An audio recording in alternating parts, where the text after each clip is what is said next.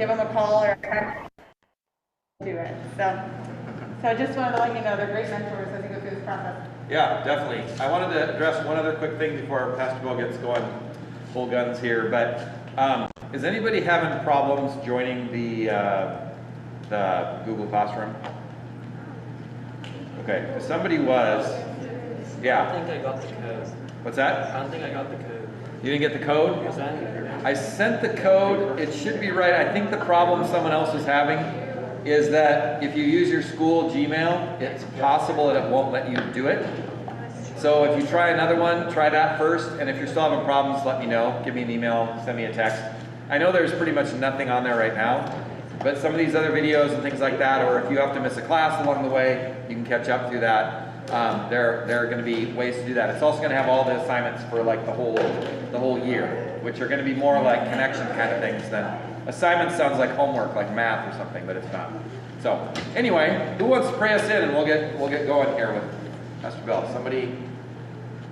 By the way, you noticed there were readers today that are from this class. Thank you guys for reading. That was so cool. By the way, you too. Thank you. And we'll have, at the end, remind me, I'd like to get other folks to sign up as well. That's a way for us to lead. If that's really, really an uncomfortable thing for you, we can find other ways to do that. But I'd love to get as many of you involved as possible. Jessica's like, don't say that word uncomfortable. We'll make it happen. No, I'm kidding. But yeah, if someone would pray us in. Anybody volunteer? Can't start till we do, so go for it. Yeah, okay. Sally, go for it. All right, dear Lord, thank you for giving us all the opportunity to meet here together as we get to share your grace and just dive deeper into your word with you. And Lord, here's blessings as we Amen. Amen. Thank you, Sally. And thanks, PJ and Jessica. And I'm excited to work with you guys a little on the commandments. So, in general, here's the theme. What do the Ten Commandments do? They show us what it is to have a God and to be in relationship with other people. What is it to have a God and be in relationship to other people, to our neighbor? Moses, let's see. Oh, and yeah, okay, let's move this up here a little bit. So Moses, I don't know if you guys remember the story, but just really quick to bring you up to speed on when these happen. People of Israel, the Hebrews are enslaved in Egypt, but God brings them Moses, and through Moses, God takes them out of slavery and out of Egypt, and they go out into the wilderness. And there, Moses goes up Mount Sinai. Now, some people think this is Mount Sinai. We don't know for sure which mountain was Mount Sinai, but it's a big mountain. And remember, God comes down there and gives him the law. And at the start of those laws is the Ten Commandments. Now, if you open up your little catechism that I gave you, that you just got, this little book. So, right in the beginning on page 4... Right in the beginning on page 4 are the Ten Commandments. So God gives Moses these commandments. He brings them down to the people, and they're already breaking the first one, which let's read that. What is the first one? Let's do it together. You shall have no other gods. Let's do that again. You shall have no other gods. And already they're worshiping a calf, a golden calf. And so Moses gets frustrated. He throws the tablets down, they break, and they have to do a redo. But these Ten Commandments, for Christians, have been kind of the center of what we might call the law, or how do we live. So we're going to work today with what it looks like to understand the Ten Commandments. Now, sometimes, we could spend one session on every commandment. We're not going to do that. So it's going to be a nice broad brushstroke, but you have a blank piece of paper there and a pen. So I want you to make that piece of paper look like what you see up here. So one side of the piece of paper, a circle on the top, and then a line, and then another little circle, and then another circle on the bottom. And don't worry about the size. This is called, some people call it mind mapping. this is just going to be a way that I want to help you. And so you can do, let me redo it. I know this looks like you make a line down the middle of your paper, but do this as one side of your paper and the other side back.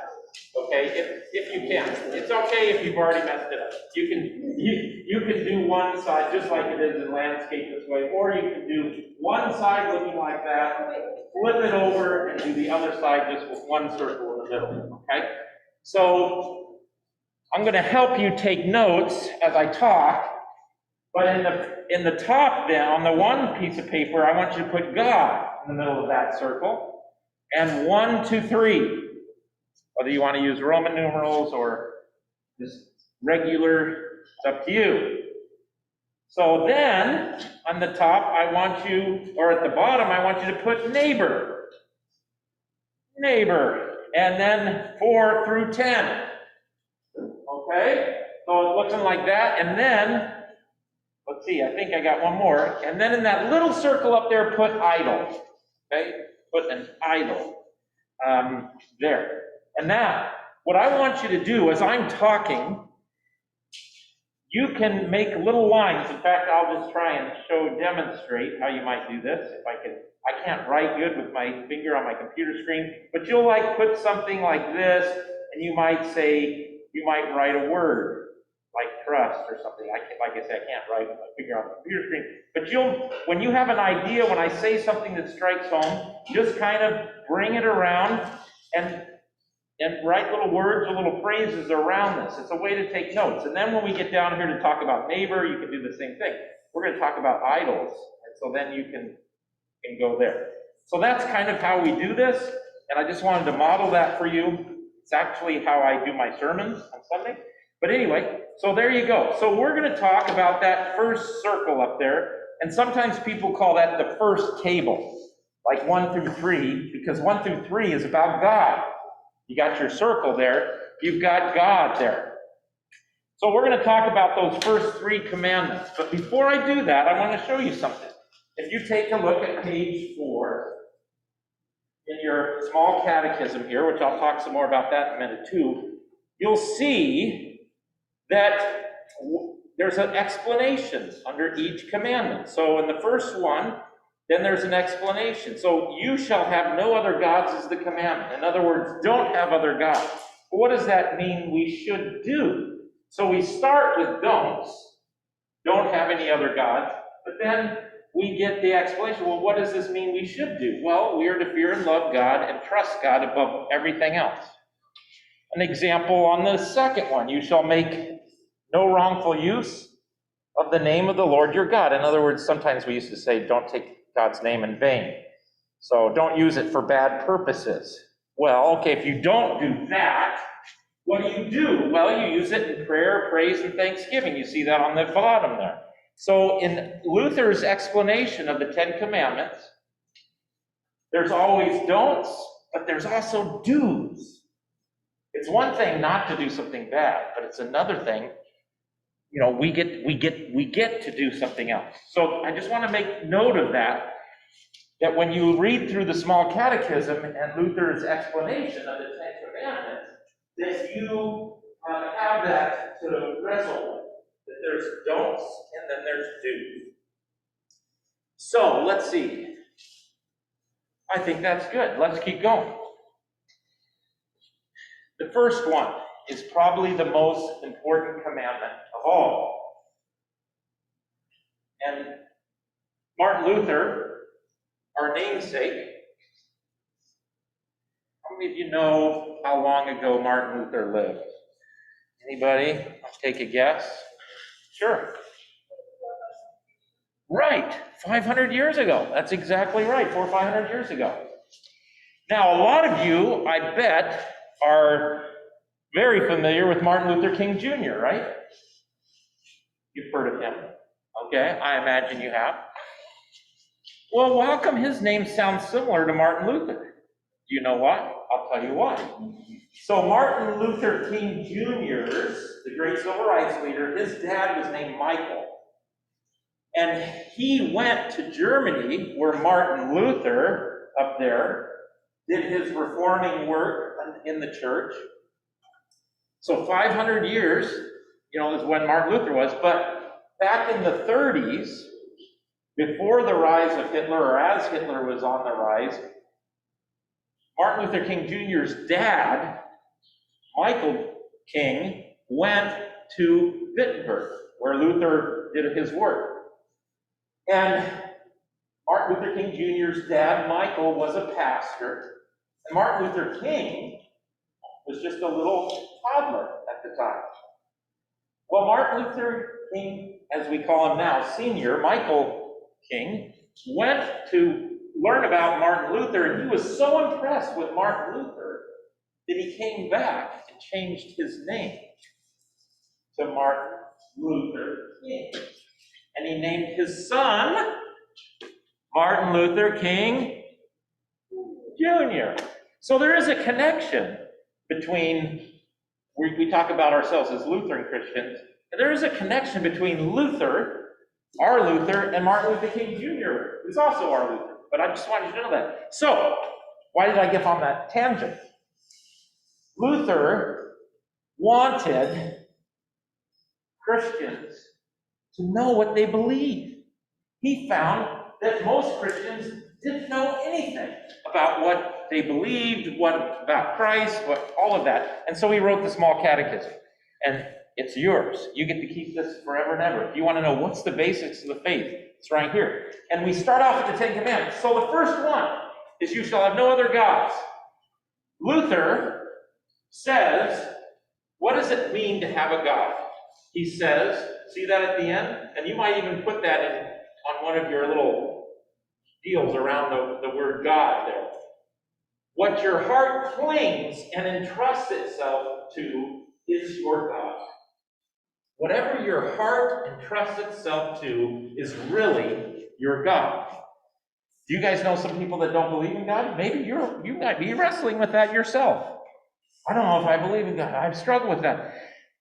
You probably have friends that don't believe in God, maybe. I don't know. But Luther said that the first commandment, since we're talking about the commandments today, the first commandment is about what your heart entrusts itself to. What does your heart trust itself to? So, I want to ask you some questions here. We're going to move over to and maybe you can put some of these around that little circle, idol, on your page. What are some things people place their trust in today? This is your turn to help me out, because I'm old. I'm like 58 years old, right? That's old.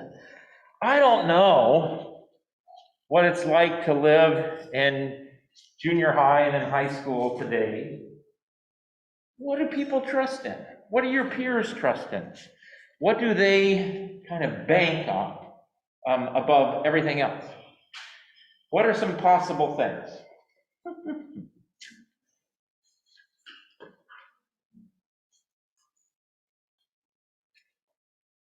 Get those minds going. What do people trust in? Maybe I need to rephrase the question. Like, what's their big motivation in life? What's their goal in life? Maybe is another way to ask what they trust in. But what your peers trust in, what you trust in, even so. Okay. Nobody? Oh, they're It's a quiet group right now. I know it. That's all right. They're thinking. Their wheels are spinning. All right. We'll give them time to think. Wheels are spinning. Yeah, please, Ava. Trust in our siblings. That's right. Our families, which are a blessing and a good thing, right? That's so absolutely. We trust in those relationships and our siblings and our families. Excellent. So you can put that one either around the God circle or maybe the idol circle, because what if you trust in your family above God? I don't know. And I love what Ava just said, because the cool thing is that sometimes stuff we trust in and make it an idol, it doesn't mean it's bad. But we can put too much weight there. But God's given us the gift of family, and that's a wonderful thing to trust in. Excellent. What else? What else? Your friends, your peers. Absolutely. Absolutely. And your friends are a gift from God too.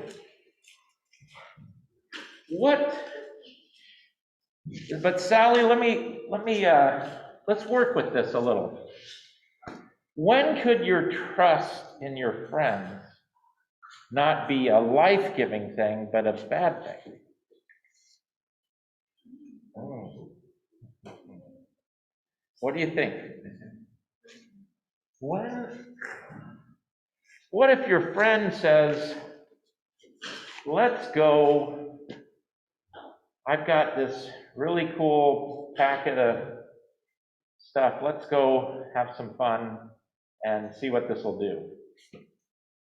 If your friends, which of course your friends would never do that, but if you trust completely above God in your friends, then maybe you do. Does that make sense? So the cool thing already that we're getting here is that sometimes we trust in things that are really good, but we put too much weight there. So it's interesting. It's not always something bad. Okay. Good. Keep going. What else do people trust in? Come on. What makes people tick? What about this? What? I love my phone. I just got a tweet notification. Let's see what's going on. Oh, no. I have all these Instagram posts. So, do people trust in this? Well, I don't know. Yeah, teachers and coaches. Oh, wow. Absolutely. That's another one that's a good one because teachers and coaches are good. They're a gift from God. People, that's awesome. But I've also, once in a while, a coach, because they're human, maybe says something really hurtful and not good. What if you, like that coach, whatever that coach says is the end, it's the best, it's whatever they say rules my life. And they say something bad because they're a human being and human beings make mistakes. You see how it could be a negative thing? But it's also a wonderful thing because it's wonderful to have coaches and teachers in your life to guide you and help you and support you. So, but we can make an idol out of those folks, people in authority like that. That's actually really insightful. Yeah. Grades. Now we're cooking. Are you writing these down around your idol box? Grades. Can you say some more?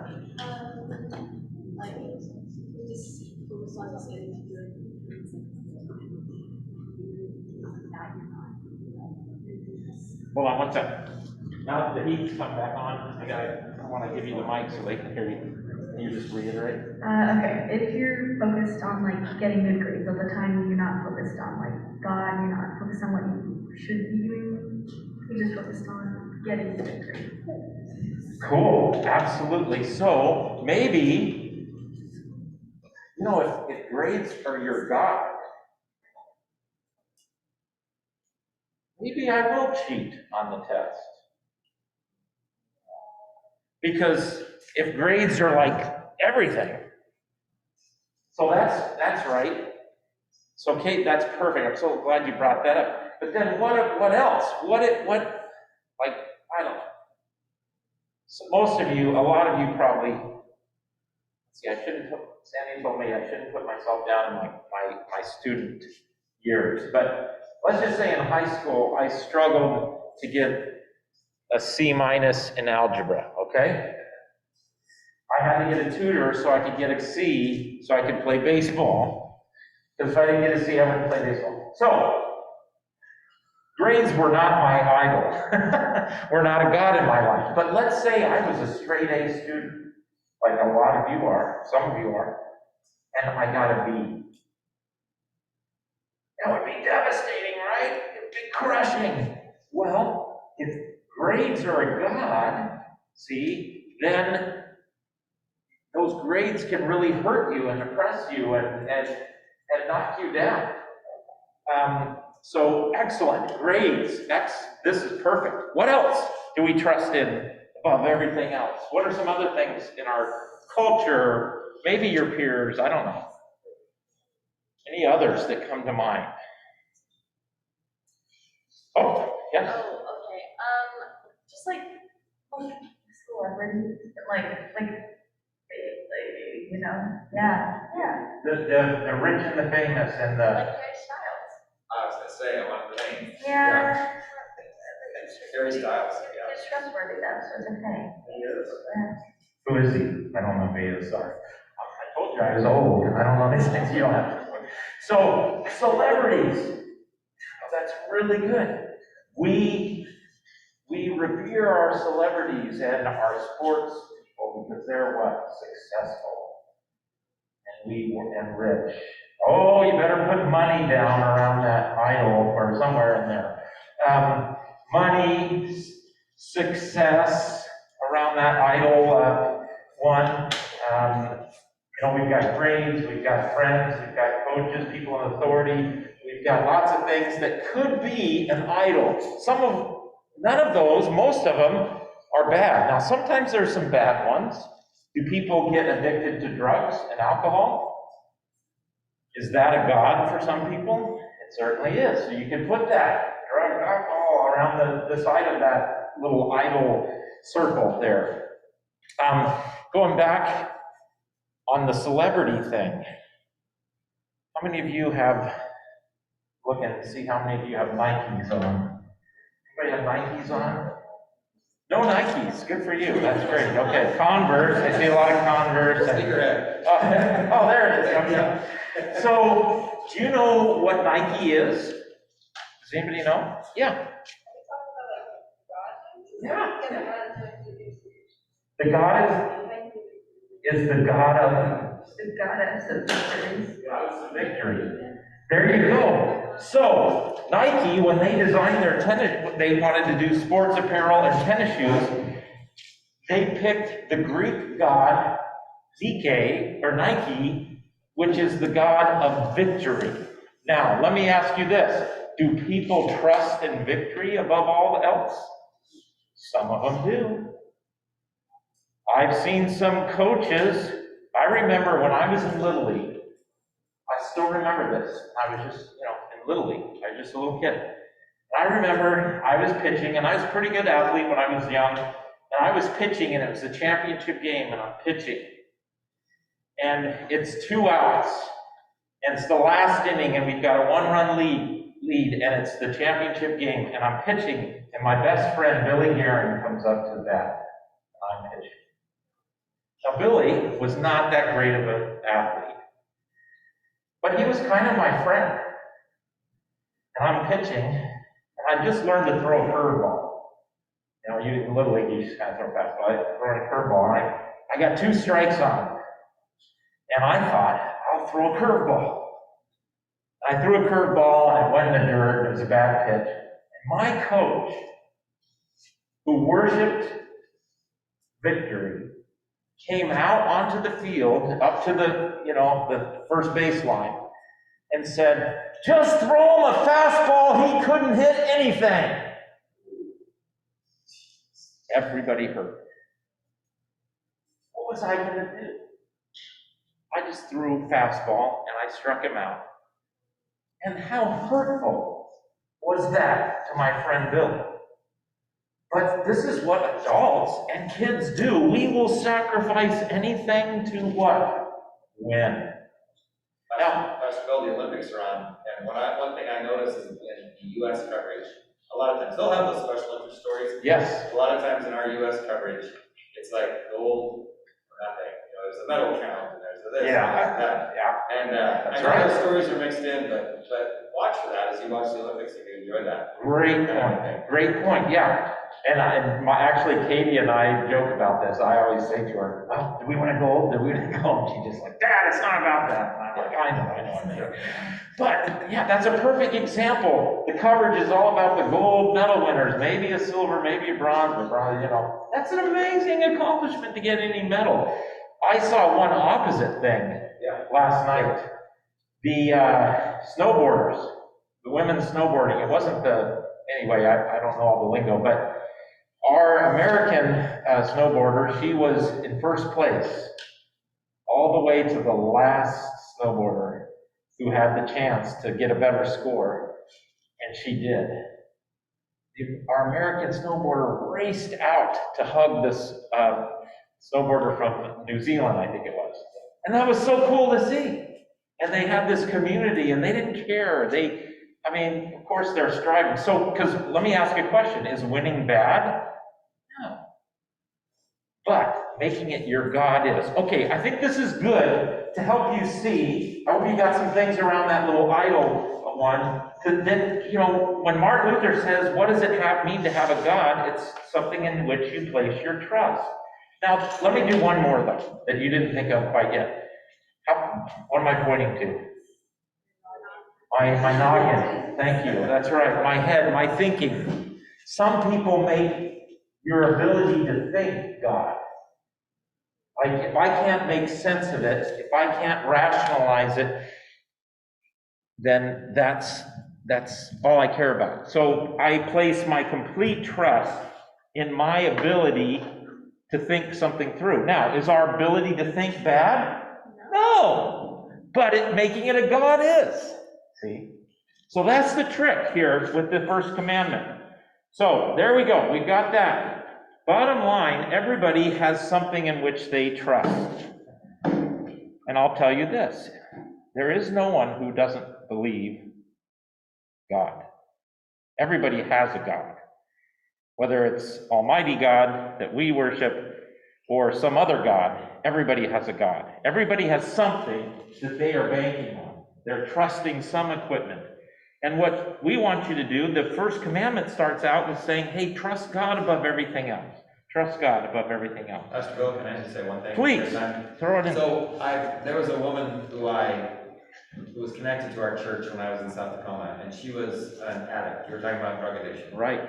And she was addicted to a very addictive drug, to methamphetamines. And so I went to visit her in jail one time. She would actually get to the point where she was so hungry and so out of control that she would get herself arrested. She'd walk up to a police car with drugs in her hands and basically take me to jail. It was that bad, all right? But at the same time, she had tattoos of her kids who had been taken away at that point by Child Protective Services on her arms. And people would say to her, why do you have your kids? You don't even care about your kids. You don't know. And she said to me, these are the most important things to me, but I'm possessed by this addiction. And so sometimes I think we can think about the first commandment as being like, oh, I should. But sometimes there aren't. I think it helps our compassion to know some people it's almost a possession. It is first in her life, but she didn't want it to be. She wanted the kids to be first in her life. But it has taken those away from her and it's taken control of her. It doesn't mean, there wasn't her own sin and choices involved in that, but all the situation of her life. Just to understand that, to not look at people and objectify them. And understand that they're sometimes possessed by that as well. That's a beautiful, great thing to bring up and the scary thing about idols is maybe at first you do have a choice, but once they get hold, then you don't. And some of these chemicals that are out there that you guys have to navigate are like that. So the first three, I'm not going to go into the other two commandments too much, but if you pull out your small catechism, let me see it out there. Okay, so we've got the second commandment. Use God's name for prayer, praise, and thanksgiving. Don't use God's name for bad stuff or for frivolous stuff. It's sacred. You have God's name, the Father, Son, and Holy Spirit. You have been given access to God. That's a precious thing. Ancient peoples, when they knew the name of a deity, then they could call upon that deity. They had access. Well, you've got God's name, so cherish it. And then the third commandment is remember the Sabbath day. What day is the Sabbath? What day is today? Come on. Sunday. Sunday. But the Sabbath day was Saturday for Jewish people. But Christians, because Jesus was raised from the dead on Sunday, worship on Sunday. But notice what Luther says it is. Let's have somebody read that. Cadence, can you read that? The third one there, where it says, what is this? What does this mean? We are to fear and love God, so that we do not despise preaching of God's word. Instead, keep that word holy and gladly hear it. This is the secret. You need to keep hearing the word to keep believing. When you cut yourself off from the word, it's hard to believe. So that's what it means to keep the Sabbath day. So there you go. If you're going to have a God, those 3 commandments are essential. Okay, now let's go to the next table. Your next circle down there on the bottom where it talks about neighbor. Okay, so we've got neighbor. The other commandments that Alex and Katie talked about, the ones they talked about the most, were from the second table where it talks about how do I be in relationship? How do I be in relationship to other people? So let's just look at a few of these. Let's see. We start off with honor your father and mother. Ruthie, going back to your comment, when you said like coaches and teachers were something sometimes people trust in, which is a really good thing, by the way, to respect. That's what this commandment's about. Respect people in authority. Your parents, coaches, teachers, policemen, etc. Now, the first commandment is above all, you trust God above everything else. So, understood with this is that if any of these people in authority are telling you to do something or doing something harmful or hurtful to you, that's a whole other thing. But in general, this is about respecting people who are in charge of caring for you. Now, I know that honor your father and mother one is a real bitter pill sometimes right now, isn't it? Can we be real and honest here? Or something? Okay, thank you, Ruthie. Because your parents are saying, you need to go this direction, but now you're becoming an adult, you're not there yet, and you want to go this direction, so you what? You butt heads. And that's tough, and that's a struggle. But let me tell you something. You're going to be your whole life long in situations where you have to listen to someone in authority. You get a job, and you're not the manager, but you're maybe the next below that. That manager says, well, Bill, you need to do this. I got to respect what they say, even though I may disagree with them. I may be, hopefully there's a leadership where I can say, hey, you should think about this and that. But bottom line, you need to understand how to live with authorities in your life. Well, your parents is the big one, and they're not supposed to deliberately provoke you, but you are also, even when it goes against the grain, you're to respect them. And I hope you and your parents can have conversation when you disagree with them. But boy, it's tough, but you're going to have a whole lifetime to make your own decisions. Believe me. And it's not as fun as you think, okay? But you're going to have time to do that.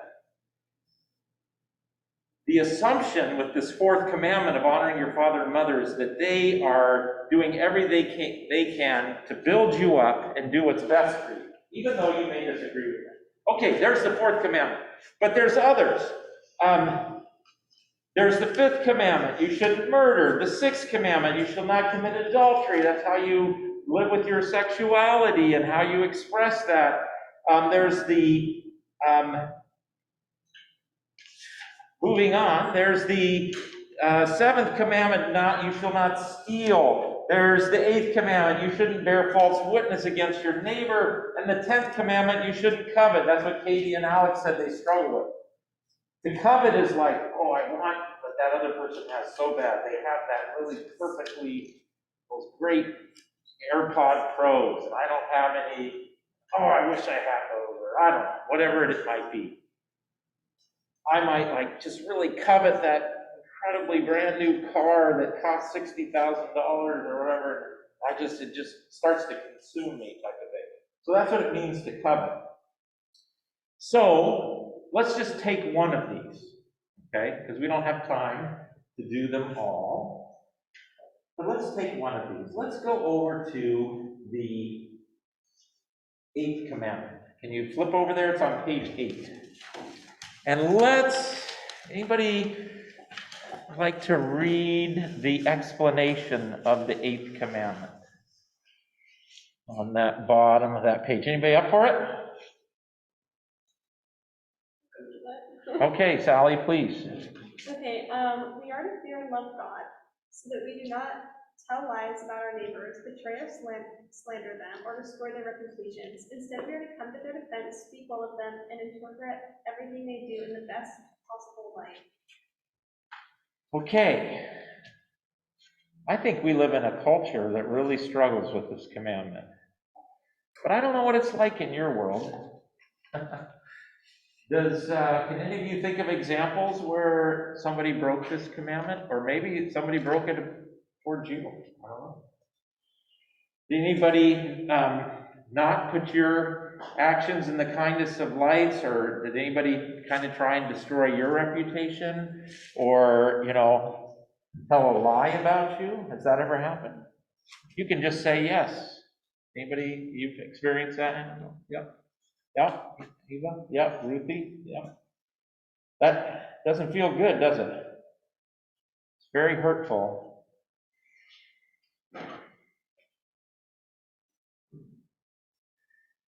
Does that happen for you guys on social media and stuff?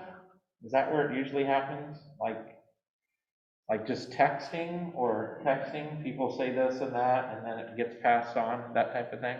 Some of you know, some, yeah.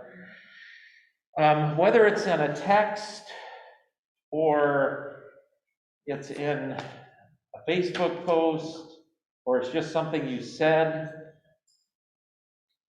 this is a very damaging.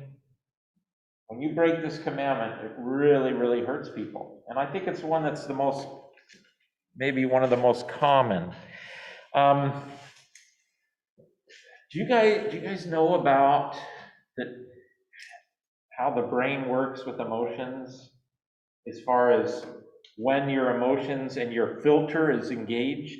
Do you know that when you type out an email and you're really upset, or a text, that your filter is not engaged?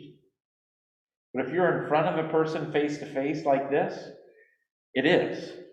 So you're more likely to do a really hurtful text, for those of you who have phones or whatever, or an email, or write a note that's really hurtful if you're not face to face with the person. So what's the bottom line? Should you ever try to resolve a conflict texting?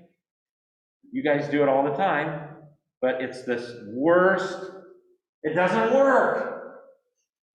Talk to the person, because then you both have your filter, and you're going to be more compassionate and caring. I have people I do marriage counseling for, because they try and resolve their marital conflicts via texting. It doesn't work. Use texting to say you're going to be at this place at this time or something. Don't try and resolve difficult problems by texting. You're going to mess up your friendships. You're going to mess up your relationships. And so you're saying, well, Pastor Bill, how do I not do that? Well, if someone's expressing negative stuff to you and there's a conflict, say, let's talk this out, and stop it right there. They keep texting. Sorry, I want to get together and talk to you about this. Because when you're face to face, you're much better at being caring and loving and understanding than when you're doing this. Does that make sense? So when it comes to bearing false witness, I want you to think about that. Now, the challenging part about this commandment, though, is putting the actions of others in the kindest of light, in the best possible light. That's hard. Does our culture do that when somebody messes up? what do we call it? What do you guys call it? A cancel culture? Something like that? Somebody messes up, they're toast, they get wiped out, they say the wrong thing. And sometimes they do say the wrong thing, and it's bad. But what about putting their actions in the kindest of lights? So when, at some point, you guys may get married way down the road, and you're in a relationship with I'm sure you'll remember what Pastor Bill said when you get married, 10 years from now or 20 years from now, whatever. Your husband or wife may say something that hurts you. Ouch, that hurt. Now, if you go down the road of, well, they're just mean and horrible and rotten, etc., how can they do that? It's just going to amplify the problem. But if you'll try and put their actions in the kindest of lights, like, wow, they had a really bad day and they misunderstood what I said, it's going to go a lot better.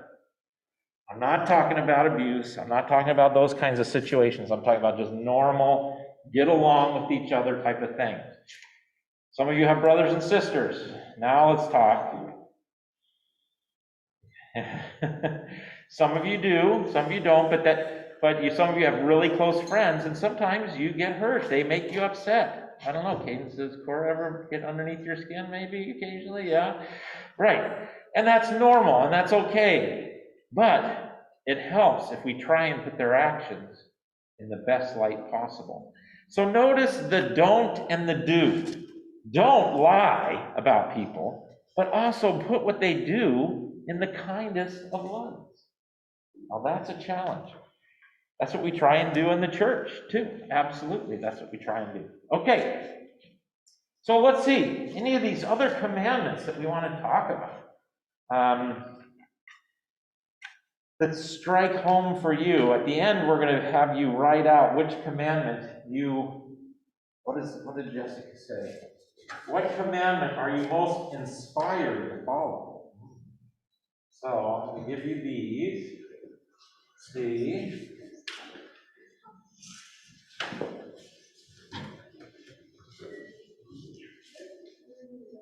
What's that? Oh, that's cool. Well, can you put it on the card? Yep. So here's your card. So don't do this yet. You don't have to do this yet. I'm not quite thinking, but I want to get you thinking about that.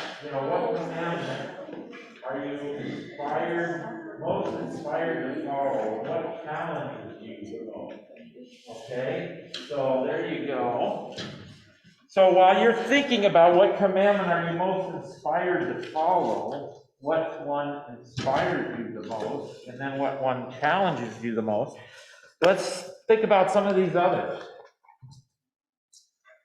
Let's see, we got the one about parents and people in authority. We got that one. That's a real fun one. And then we've got, and we're finishing up at 2, PJ?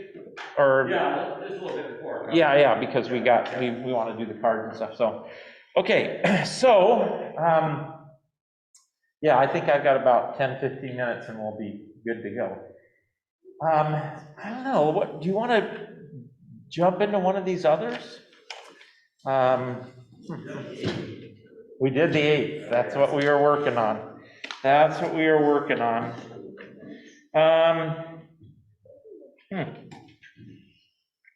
Steal.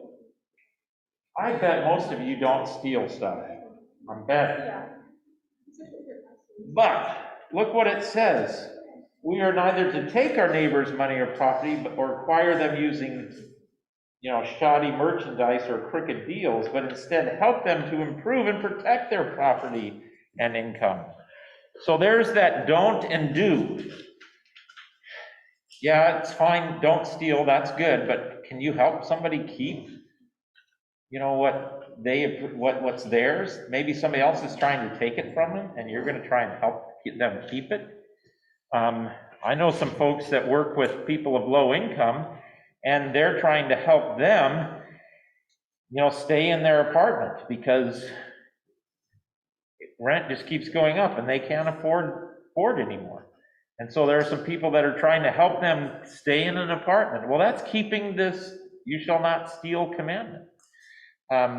So there's always that don't, and then there's the do. I guess we could, let's see. We got the coveting commandment and another coveting commandment, the jealousy commandment. So Alex talked about that. I think the struggle for you guys is you live in a world that has so many bells and whistles and toys and this and that. It's awful hard not to get consumed by those things. So, all right, you're writing. I can see you're writing. The commandment you're most inspired to keep, the commandment you most struggle to keep. I'm going to just say a word because now this is not the end. We're getting the commandments out there, but now I got to bring you some good news. So in just a minute, I'm going to do that. But let's talk about the fifth commandment. Not the fifth commandment, I'm sorry. The sixth commandment, you shall not commit adultery. So, this is that uncomfortable subject about our sexuality and how we express ourselves in that.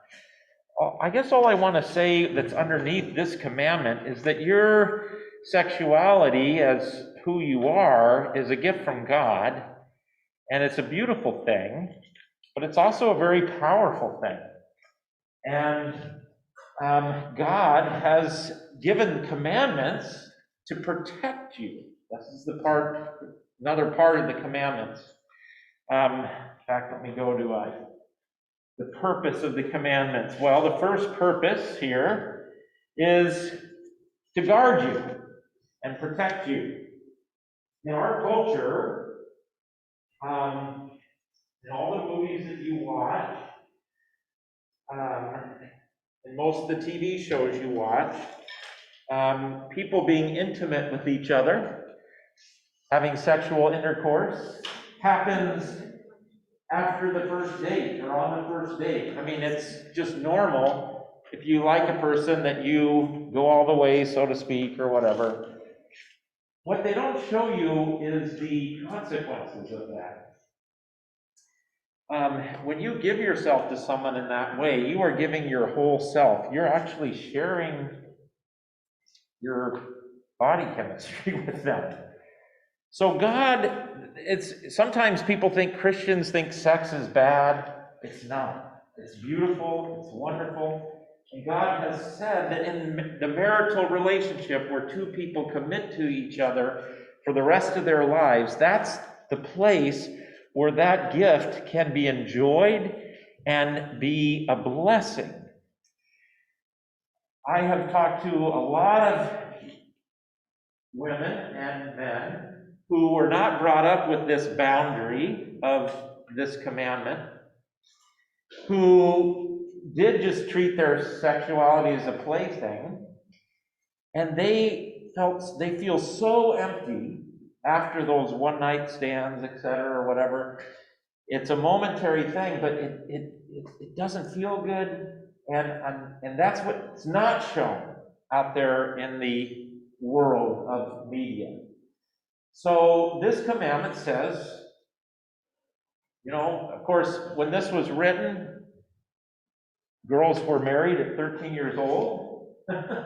So any of you guys ready to get married at 13? Probably not. But in that time they were. So it's different and it's harder, and I won't go much further with this. But I do want to affirm that in these commandments, our human sexuality is a beautiful thing. It's held up, but it's a powerful thing. And so God does give some direction on how how you live with that beautiful gift. Now, let me ask you a question. When you guys see this picture, how many of you, and you can just raise your hand, so this is an easy input, how many of you go, I want to find out what's on the other side of that? How many of you do? Yeah? Okay. Good. How many of you go, okay, I get it? How many of you like, yeah, Violet, yeah, that's me. I'm like, okay, obviously I shouldn't go over there. But some people, and I'm not making a judgment, different personalities. So some people go, wow, that looks exciting. I want to see what's on the other side of that. So these commandments, sometimes for some people go like, oh, I'm told not to do that. I think I want to try that. Be aware of your personality when it comes to that. Are boundaries good? I'm trying to think of an analogy here. God has put boundaries in our lives because God wants us to protect us. If we steal stuff, our life is going to be bad. We're going to get thrown in jail, and no one's going to like us if you're stealing stuff, except for people that you don't want to have like you. Okay? If you're always gossiping and telling horrible things about people and breaking the 8th commandment, people are not going to think well of you. You're not going to have a good life if you do that. So I'm just trying to help you see that these commandments, why do we have them? So on that circle, on the second side there, on the back, you might want to put a boundary, a guide. Why do we have commandments? To protect us. That's why we have them. Even though in our own nature we want to break those commandments sometimes, God's put those guards there because God knows if we keep these commandments, life will be good. Another quick question. If everybody kept these 10 commandments, wouldn't life be better? If we didn't have to worry about people stealing our stuff? If we didn't have to worry about the people injuring us and hurting us for our own safety, life would be a lot better if these 10 commandments were kept. So that's one reason God gives us the commandments. But there's another reason. Do you guys need to stand up and take a break? I know I've been talking at you for a while. Everybody just stand up for a minute. Stand up. Come on, you can do it. You can do it. Please, please, please. See, you're respecting my authority. You are keeping the honor your father and mother commandment right now. All right, hands up, major stretch, because we're coming down the home stretch. Definitely little neck movement. All right, now sit down after you've gotten the good stretch. So this is the home front, why we need the law. We've already talked about it. We need the law because we're creatures and we need these boundaries. Now, that's ultimately not the reason, believe it or not, God gave the commandments. And if you forget everything I've said today, I would hope you would not forget what I'm going to say now. What's happened here? What's happened here? It's kind of a yucky picture, sorry. Did he get over the bar?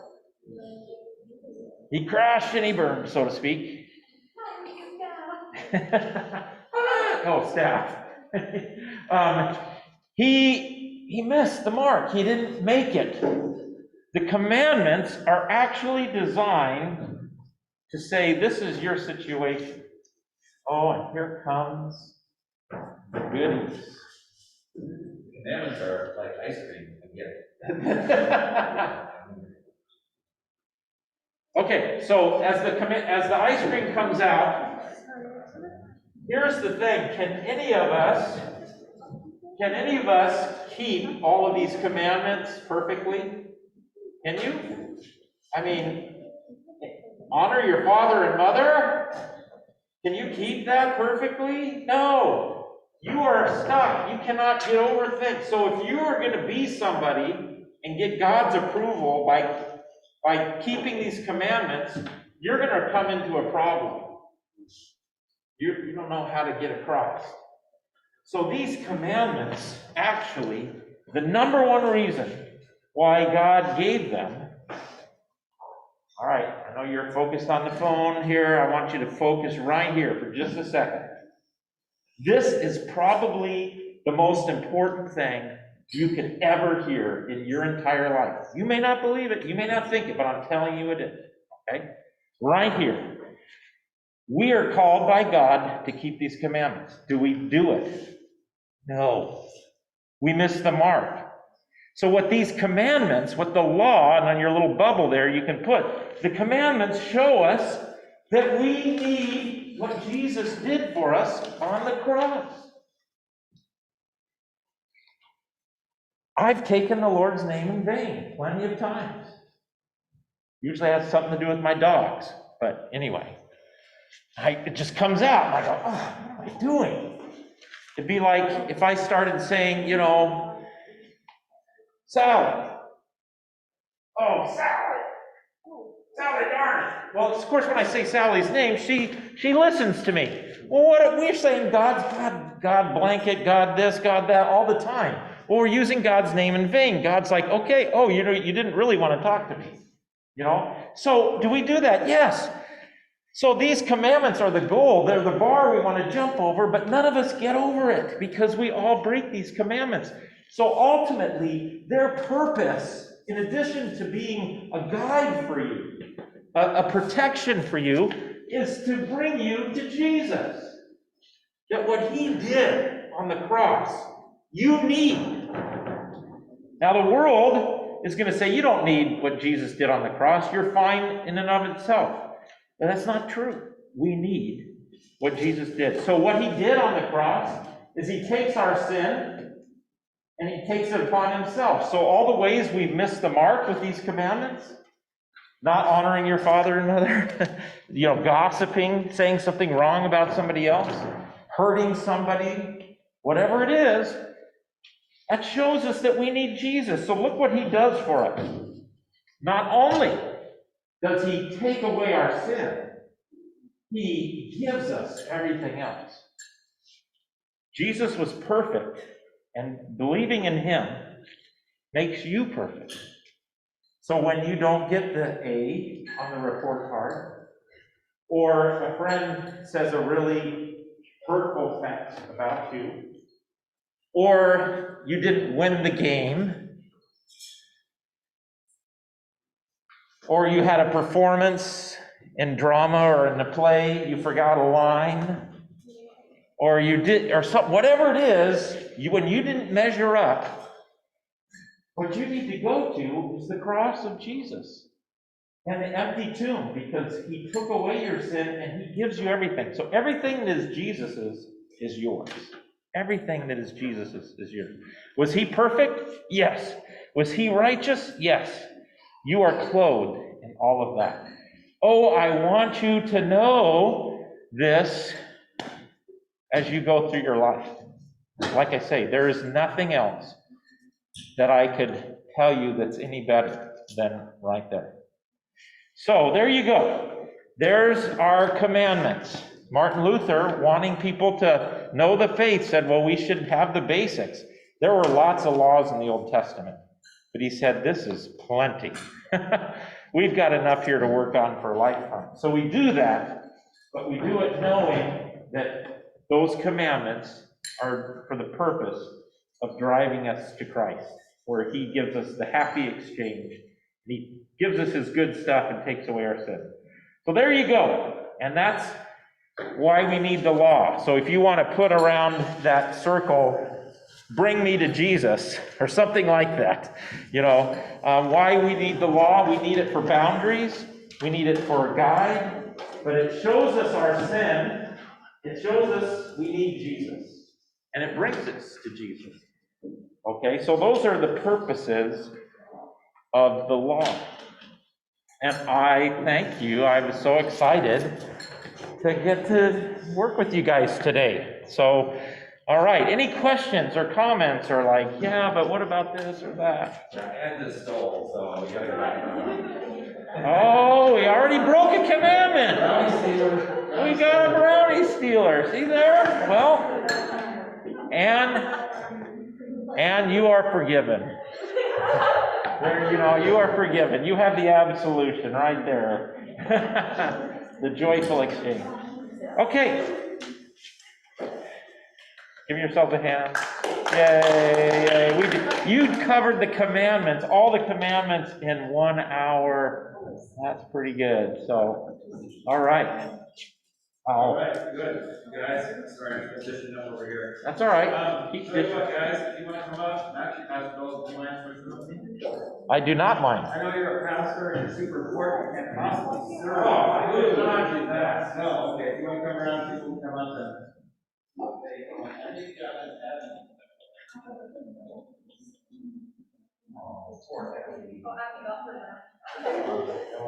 All right.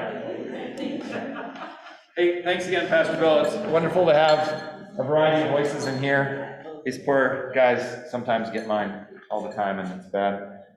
I was thinking about stealing, though. I was wondering, is your whole Harry Styles playlist, legally downloaded? Yeah. Okay, all right, fair enough. Fair enough. That was a big one for a while, stealing music. Yeah. And if you guys want to go up and get one, that's fine. Hey, did you guys get my message about backpacking? So I know about backpacking. So we have a backpack trip planned, and I'm going to actually borrow Pastor Bill's computer if you don't mind. I want to keep. You don't need to say discard? Okay. All right. So I want to just, and this is also for folks who are listening at home. I want to show you this place just real quick. If I can remember what it's called. Whoops. I always put the U for the Y. I don't know why. Okay. So there's a place called Royal Basin. And it is a very popular place in the Olympic Mountains. It's got these beautiful kind of what they call surfs, these kind of blue pools of water and mountains all around and all that kind of stuff. And so we have the permit process. You can only take 12 people total to the group campsite, but I've booked that for late July. If we need to, we can book it for kind of mid-August. I know there's one family, I think it was your mom. No, it was Sally, it was your mom that said July might be hard for you, so we can also squeeze it in, but then I know you guys have something going on like the 12th of August, so there is a spot to kind of squeeze that in if we need to, but if you haven't backpacked before, that's totally fine. How many people have hiked in the mountains before? Okay, I'm very glad to see that, because one time I did that in a youth night, and there were like 20 people, and like one person raised their hand. Like, we literally have the only national park in the United States that doesn't have a road that goes all the way through it. Did you know that? You can go up to Hurricane Ridge, you can go up to other places and Elwha and all that kind of stuff. There's no road that goes across, and it wasn't for lack of effort. It was just because it's simply so wild and beautiful up there, they can't get through, which is pretty cool. There's a road through Yellowstone and all these other kind of places. So if you want to go on that trip, even if you're like, oh, I don't have a backpack and I've never done that before, we will help you with those kinds of things, all right? But we can get loaners, we can, if you have money to buy it or you want to try it, or rental. REI rents a lot of stuff, and we've got one right here. But we'd be going up to Royal Basin and staying there. We'd stay at Royal Creek the first night, so it's actually pretty easy, like 3.5 mile, and that sounds like a lot, but we're not running. But it's a pretty easy walk to that place. We camp there, then we go up to Royal Lake and Royal Basin. That is not Royal Lake, by the way, it's much bigger. It's actually a pretty good fishing lake if anybody likes to do that. And then we go into Royal Basin kind of for the day and kind of explore around there. We will not be like climbing all the peaks if you're a peak bagger, if you're like extreme sports. But I don't know, there are a couple other dads going, so I'll let them do their thing because they're kind of extreme. But anyway, it'll be 2 days to go on the climb, and then it'll be 1 day to come all the way back. But again, coming all the way back isn't that hard because you're coming downhill the whole way. So if you're interested in that, I do have floating around here a sign-up sheet. I've got a couple of dads on it. It'd be great if they can come. I've got a couple of seniors on it as well. But you guys get first billing. You guys get the first choice as far as this. So if you want to go, I'll kick other people out. I'd even kick myself out if I had to. But you're the first priority to go on this. And what we're going to do is, that first commandment, God is creator, love the Lord your God, God at the center. This is, we can talk about the creator in here, and we can do that very well and effectively and have conversation about that. But if we want to experience God the creator, it's a great way to do it that way as well. Okay? So I know Violet signed up. I know Caden signed up. Their dads are both signed up as well. and then a couple other people. So anyway, so if you're interested, just pass that around, and we'd love to have you go. And this actually came up from people in your group. I think it was actually maybe talking to you three at one point, or a couple of you guys, and some other folks as well. So, or if you have questions about it, sign up, and I can contact you, and you can be like, I'm not sure I want to do this. Sounds really cool and interesting, but I've never done anything like that before. That's fine, we'll guide you through it. One bonus on that, I don't need to spend too much time on it, but one bonus of it is we'll actually be making and dehydrating our own food. So whatever you like to eat, unless it's like chicken noodle soup, because that's pretty hard to dehydrate, but there are ways to do it in separate batches without the liquid. I've done spaghetti sauce, I've done pot roast, I've done barbecued chicken, if you can imagine. And let me tell you, when you're on the trail and you cook up that food, if you liked it down below, it's like 3 times as good on the top of a mountain, kind of a thing. So anyway, all right? We're not going to be climbing in snow. We don't need ice axes. It's not going to be extreme like that, but it is a really beautiful place to go. Okay? Any questions on that? Yeah. Wait, if I'm like amazed by permitting, I don't want to take some spot if they like really want to go. No, go ahead, and even if more people sign up than is on the list, we'll figure it out as we go. Okay, so like, Yeah. know, but now I'm like considering it because you said it wasn't going to be that long. No, it's not that long.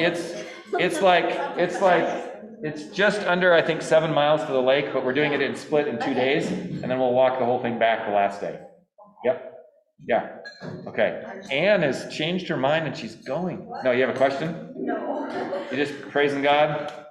All right, that's fine. We go for hands in the air, folks. Not everybody does it, but it's cool.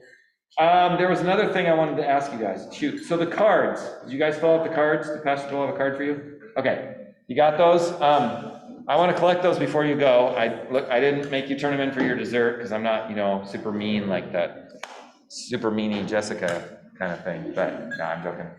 But yeah, you can leave them on the table or hand them to me and I'll get them to Jessica and then she'll get them into the hands of our congregation and we'll keep that conversation going. Next time we meet is March 6th. So February 6th today, 28 days in February. So the next Sunday, the next month we meet is again March 6th. We are going to do some speed dating on that day. And everybody's like, I'm not coming anymore. No, we're actually going to do, lots of you, several of you, put it that way, have mentors, but lots of you don't or are looking for someone to connect with. So what we're going to do is we're going to just do it's going to be kind of a fun game day in some ways. And we're going to do like getting to know some of the people who are volunteering to be mentors. I think it's possible. I don't know. I haven't talked to them yet, but Katie and Alex, who are in the video and who kind of help run our youth nights, and they'll be young and old, kind of all in between. We have young adults. We have some older, wiser folks. So how many of you have a mentor right now that you've connected with? Yeah, so kind of, okay. I know your mom was talking to me about it quite a bit, so that's cool. So some of you have, but some of you are looking for them, and I know you've asked that. I've not forgotten about that, but we thought it would be fun to just to have everybody go through, even if you have a mentor already, and just to get to know some of the people who are really excited about doing that. Okay? Don't forget again, sign up for that Google Classroom. I want to have you guys in there and we'll start to populate that with videos and things. And I really encourage you to download our app if you can, if you have a smartphone or some other device. Download our app and there is a confirmation tab on there that we'll put this video on there. We'll do a kind of a summary video of what we did today. And some other kinds of things will be on there as well as we go along. Okay? Makes sense? Cool beans. All right, I'm going to take a picture, if you don't mind, so I'm reminded of who all's in here. That helps me to know who's been here and who I need to kind of follow up with and make sure everything's all right. Yep. All right. You have consented to have your picture used against you in a court of law. All right. Okay, any questions, thoughts, wonderings? How many are going skating after this? Yes. Woo, woo. Me too. I'm gonna go get my daughter and get off to skate. All right. And if anybody didn't get ice cream, brownie, or if there might be a little more, even if you want some, I don't know if I really have a to-go box, but whatever. So, okay. Anything else? Anything else? All right. Yep. What's that? You can leave those on the table with your folders. We will make sure and collect those for sure, for shizzle. And if you don't mind taking your bowls, just take them around to the sink, kind of like we do. your cards, right? Yep, the cards, be the cards, be the Your small folders. catechism, that's yours to keep. Yep. That's yours to keep. Share. So, I am so delighted. Yeah.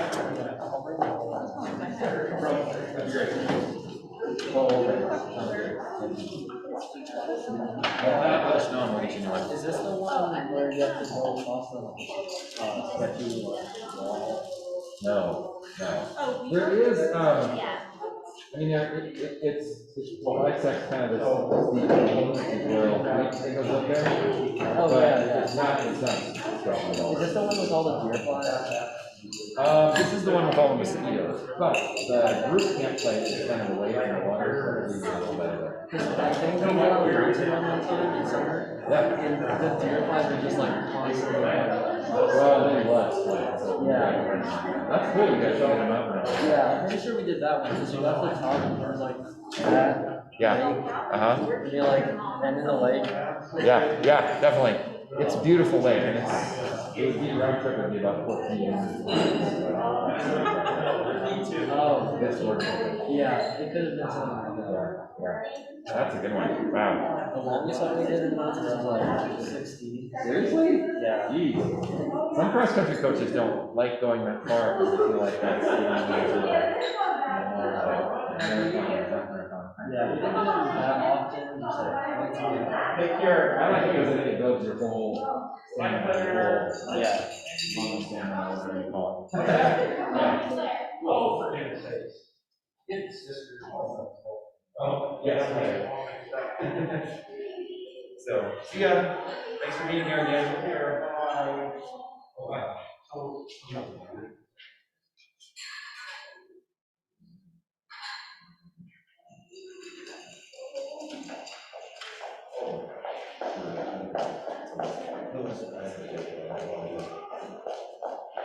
Color was my fault.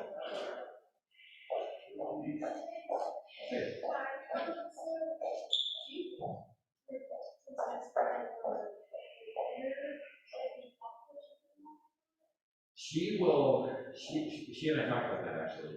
And what we want to do with mentoring is to get some, I mean, I know you're not here as much for youth nights and stuff like that, but we're trying to get other kind of folks involved in your life. We're trying to get a variety of folks.